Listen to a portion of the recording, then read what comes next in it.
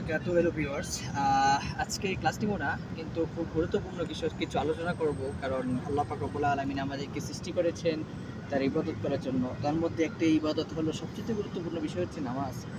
যদি কোনো ব্যক্তি নামাজ আদায় করে, তাহলে তার সমস্ত অন্যায়, অশ্লীল, ফাহশা সমস্ত কাজ থেকে সে বিরত থাকতে পারে। সুতরাং আল্লাহ পাক রব্বুল আলামিন তিনি বলেন যে ইন্নাস সালাতা তানহা আনিল ফাহশাই ওয়াল মুনকার, নিশ্চয়ই নামাজ অন্যায় এবং অশ্লীল ফাহশা কাজ থেকে বিরত রাখে।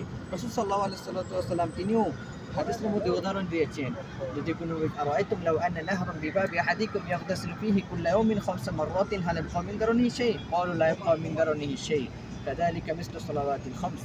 রাসূল সাল্লাল্লাহু আলাইহি ওয়াসাল্লাম বলেছেন, যদি কোনো ব্যক্তির ঘরের পাশে কোনো নহর থাকে বা নদী থাকে এবং সেখানে 5 বার গোসল করে, তাহলে কি তার শরীরে কোনো অবশিষ্ট ময়লা বাকি থাকে? সাহাবায়ে কেরাম বলেছেন, না, কোনো অবশিষ্ট ময়লা থাকে না। তো রাসূল সাল্লাল্লাহু আলাইহি ওয়াসাল্লাম বলেছেন যে এটাই হলো 5 ওয়াক্ত নামাজের উদাহরণ। যদি কোনো ব্যক্তি 5 ওয়াক্ত নামাজ পড়ে, তাহলে তার কোনো গুনাহ অবশিষ্ট আর বাকি থাকে না। এজন্যই সম্মানিত ভিউয়ার্স, আমরা যারা আছি ইনশাআল্লাহ আমরা চেষ্টা করব 5 ওয়াক্ত নামাজ যেন সঠিক সময়ে সঠিকভাবে আদায় করতে পারি, সেই চেষ্টা আমরা সর্বদাই করব। আল্লাহ পাক রব্বুল আলামিন আমাদের সকলকে যেন আমল করতে পারি সেই তৌফিক দান করুন। আসসালামু আলাইকুম ওয়া রাহমাতুল্লাহি ওয়া বারাকাতুহু।